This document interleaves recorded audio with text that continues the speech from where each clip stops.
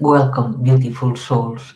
Today, I would like to talk about the Cephus constellation because a few days ago, while meditating, I connected deeply with it and its meaning for us right now.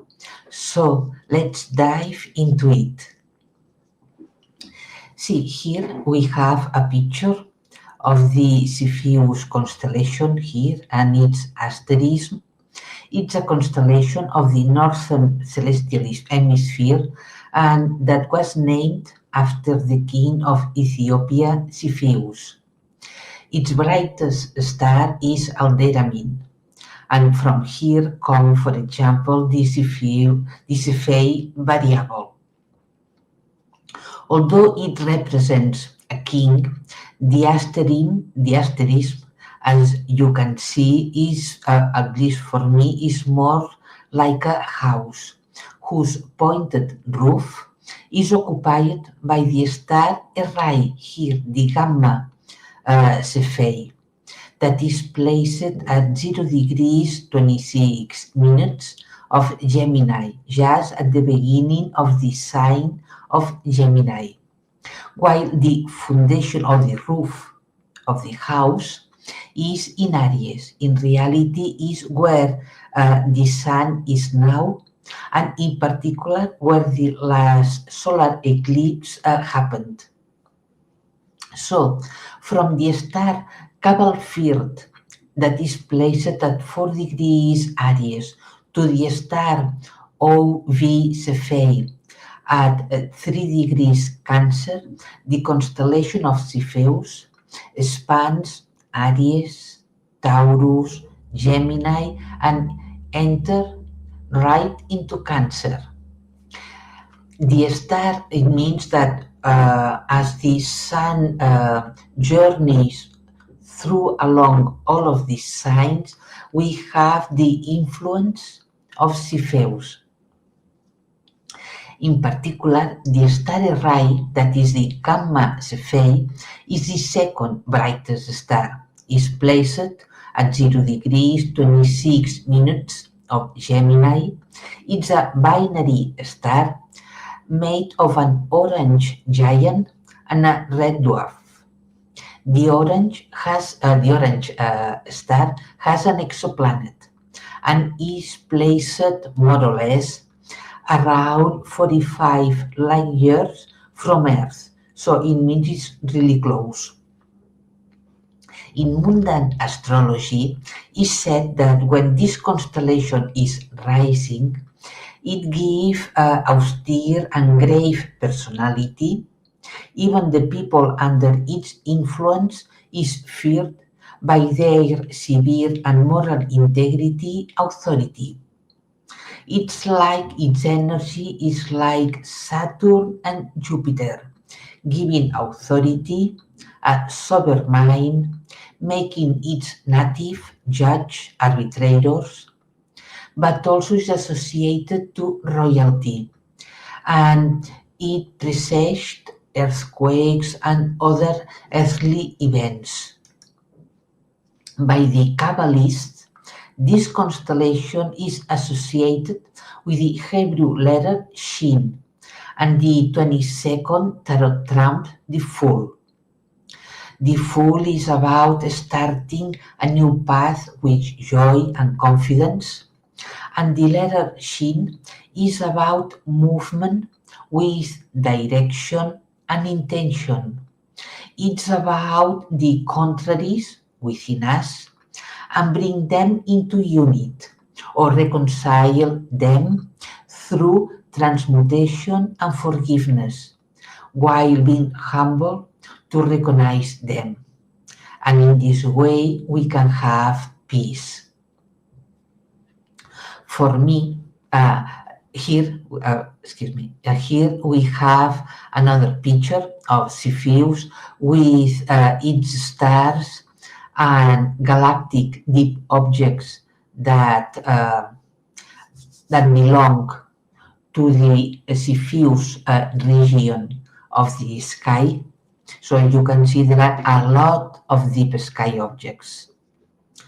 And for me, as a house, it's a house where we are now in. And this house is pointing the star array, as I said, that will be the next North Pole star. So it's a house with the roof now in Aries, in where the solar is, where the last solar eclipse happened, but the roof is pointing to the next North Pole star. But also this house has a big window that represents the last eclipse gateway. So we can here sit in this house in an austere and grave predisposition for the future, or with hope and joy for the future we can create. The star array in Arabic means the shepherd, and this star is just here at the beginning of the Gemini sign, conjunct the asteroid Sedna. Also, both of them, Erai and Sedna, are trine the supergalactic center at 2 degrees of Libra, and also they are conjunct the Pleiades. And to add something more information, this the 0 point in every sign in reality. The 0 point holds all potential to be developed along, in this case, the Gemini journey. It's like, as we can say, the full. We have all the journey ahead. So this star array will be the next North Pole star around 3,200 years common era. So in 1,200 years from now, more or less, and will be closer to the northern celestial pole around 4,300 common era. Then, little by little, it will pass the title of North Pole star onto Iota Cephei, around 5,200 common era, due to the precession of equinox. So you can see that in 1,200 years from now, the precession of equinox will move almost one sign, because the star Polaris, now that is the North Pole star, is seated at 28 degrees of Gemini. But then the next North Pole star is right at 0 degrees Gemini. So it means that all these 1,000 years, the precession of the equinox will move almost an entire sign. So it's beautiful to know. Something more. The solar eclipse happened while the sun was journeying the base, the foundation, or the floor of the house, we can say. So it means that the energy of this eclipse, as a gateway to the future of humanity and the planet Earth, extends into a far future for us. Not only is about months or few years, but in reality it has movement, direction, given by the Cephus constellation, and the energy of this solar eclipse points directly to the star array, to the roof of the house. And So it means that its energy have far-reaching implications for us all than we can think right now, because its influence can span for more than 1000 years from now. So it's not a casualty, because now we are living crucial times where we have to decide which kind of road we want to follow, individually and collectively. If we sat down on the floor of the house, staring at the pointed roof, we reach where Senna is seated. This is a picture of the asteroid Senna. Senna is part of the Oort cloud, so the farthest from the sun. The asteroid Senna, among many things, means our spiritual quest, and now is entering Gemini. Well, she already entered last year, but then began a retrograde motion, and now is direct one more time. And it will be there in Gemini until 2069, where it will enter Cancer. During Gemini is when Senna will be the closest distance of the sun. So is when it's we can say the speed that it will cross the sign of Gemini will be the quickest in reality. The asteroid Senna, its solar orbit takes 11,483 years, more or less, to be complete, embracing in this way a whole new beginnings of humanity, a whole new era or eras for humanity. But it's not only about a spiritual quest, because Senna, it also gives us clarity of perception, free will and choice, be responsible, conscious of the consequences of our decisions, be, as a way of saying, Dharma oriented with a forgiving disposition. But if we deny or block or reject its energy, we can fall into the victim archetype, being abused, deceived, betrayed, although it tends to force us to take deep and unexpected changes in our life in order to take a different route we thought of before. It also demonstrates the need to let go of dependence on others and to find our own strength and power. It honors the divine feminine, the cosmic feminine energies, helping us to dismantling the ego and dive deep and deeper into our own depth. Is considered to be the higher octave of Ceres, the dwarf planet Ceres. So, taking all of these into account, noting that the asteroid Senna conjunct the next North Pole star, is about questioning ourselves, which kind of spiritual quest we are entering as a collective. Every spiritual quest means a journey of insight and discovery. And now we have all Gemini sign ahead of us to decide which kind of spiritual quest we want to take.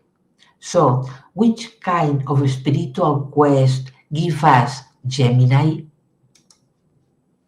Gemini is about communication, is about gathering information, is being able to see both faces of ourselves and others. So it's about unmasking the hidden face of humanity, but also it's about siblings and neighbors. Can we see the other person as a sibling, neighbor, or as a stranger or isolated from us? So it's about asking us this question. We prefer to perpetuate this separation, this division between us and the other people, or we prefer to become closer and see them as siblings, as neighbors, but also is about how do we want to gather information and communicate using AI or developing more our magnificent mind's potential. I know that I'm focusing or highlighting uh, also in other videos about that, because but is really really important, because now we are in this point where humanity is no longer feeling or knowing isolated from the rest of the galaxy, but that we have neighbors, extraterrestrial neighbors, and in some years we will begin to join them, or they will join us, and we'll begin to interact, work together in some ways. And the AI is a crucial element for that, to choose which kind of extraterrestrial humans and non-human beings we want to work with, we want to relate with. Because the benevolent ones, there are some that are so advanced that they don't need any kind of AI, of course. Even the less advanced, as a way of saying, the less advanced also doesn't use AI. They use a kind of technology, for example, Arcturians, the Arcturian people that they show me, it was yesterday, I mean. Uh, the Arcturian people, for example, use a blend of quartz crystal that embed or imprint within them, within the quartz, I mean, or the quartz in general. When they want to use them as technology, they use the quartz, although not in a solid form, is more a plasma, but it's not plasma also, but more or less. So they use the quartz, and they imbue them with their own consciousness. So they focus their minds into the quartz and imprint the mineral with the kind of information that they want to become as a technology, as a way, for example, to drive their ships, space ships, for example, or or for other kind of technologies in their own planet. So it means that it's not necessary to use AI to develop technologies, and technologies that also are benevolent for the planet, and for of course for us, for all beings, human and non-humans, vegetables, trees, plants, animals. But this kind of developed technologies need a more conscious mind. That's it. So, saying that, because if we highlight and focus more and more into the AI, will take will bend our road toward malevolent beings, or at least not benevolent. Maybe some are neutral, but others are not neutral at all. So it's important to know that, because if we choose to develop more our spirituality, to reconnect more with our minds, then it's about taking a route of mind discovering and delve deeper and deeper into our minds, healing them, restoring them, as a way to use them for our highest benefit, but also for the highest benefit of all beings here on Earth and in the galaxy. And in this way, express our full potential as humans, because we also have, as a way of saying, mind DNA or mind strands of DNA that until now we haven't developed, but now, from now on, we are able to begin to develop more and more. For another hand, as Senna is conjunct the star array, and until May 2026, they both will be conjunct. It means that what we decide now is where we will go, and this decision will be our next North Pole that will guide us for many years. But also the supergalactic center is trying the star array, the asteroid Sedna.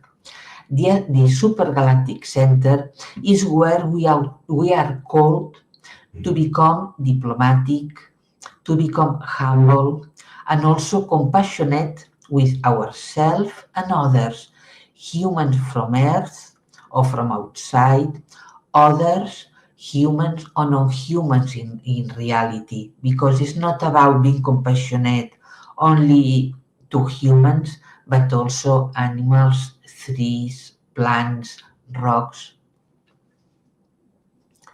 as a way to enhance our relationship with all living beings. And in this way, being able to share and listen to the other beings, share wisdom, listen their own wisdom and knowledge also.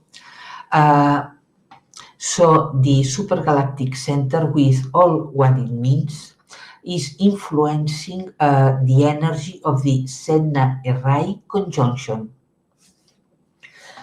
For another hand, there's more, because I said the Pleiades are conjunct the star array, the asteroid Sedna. The Pleiades are a cluster of stars around 144 light years from Earth, and it's an open cluster of 1,000 stars, more or less, although from all of them, 7 is the well-known. This cluster of stars is young. It means that the stars that are within it are young stars formed within the last 100 million of years, more or less, in comparison of, for example, 5 billion years of our sun. And its essence is like a maiden, a young woman, plenty of energy and creativity, plenty of hope and projects for the future. Their energy, the energy of the Pleiades, stimulate new projects, the joy of having our future ahead of us, also the curiosity to explore and discover our abilities and how to put them into service. So it fits perfectly of what we have commented until now, and reinforcing our spiritual quest and our next journey towards our home. So imagine all these energies working together, stimulating us to take a new journey or new journeys ahead of us with hope, but also awakening more and more our creativity, awakening and fighting, as a way of saying, our minds, so we'll be able to not only connect our minds with the cosmic mind, but be one. That our mind is not longer only a small mind, a rational mind, but this mind is rational, intuitive, concrete, but also well connected to the cosmic mind, well connected to our soul, and in this way our soul can be well incarnated or inhabited within our bodies, and our soul will be well experienced and manifested, uh, because our lower minds is our lower mind is prepared or is well connected to the soul, to the cosmic mind. It's like being one in reality. And as a way of closing this video, I would like to share with you a definition of home of planet that I like. I read it in a book about Arcturians in reality, a book that its title is We the Arcturians. So, as I said, that now our next journey is toward our home. What and where is home for us? We know that home in reality is within our hearts, but also we can extend the meaning of home to the planet where we live. Here, now, the planet Earth, or another one if we choose to. So, planet is a symbol that means home, a place of one consciousness, is also a vibrational state transferred into a planet for those beings that reside in that planet, or in that living being. So in reality, planet is a state of consciousness that is transferred to the 3D or the physical planet, to the and to all living beings on it and in it, as a way to recreate and transform its consciousness. Thus, it means that a living and ever-changing place, a planet, where our consciousness is able to merge with the planet's soul, with its realities and multidimensionality, because really this planet and other planets also, this planet is multidimensional.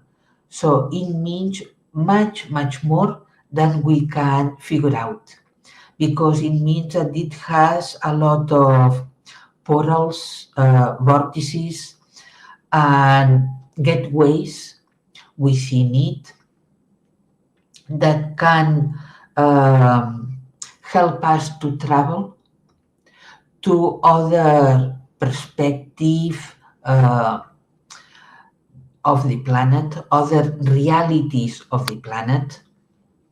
Also, a planet is the highest place of consciousness for each individual to journey and move to a place of safety and security.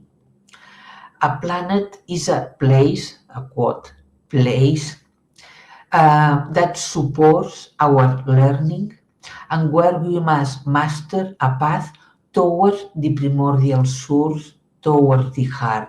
So, a planet is a place that supports our journey toward our heart. And we have to ask, this planet supports our journey? And at the same time is about, if planet means home, what can I do for my home, this planet? And in this way, how can I do to reach the highest level of consciousness possible from now on? And now, yeah, I close the video. So have a lovely day and see you soon. Bye.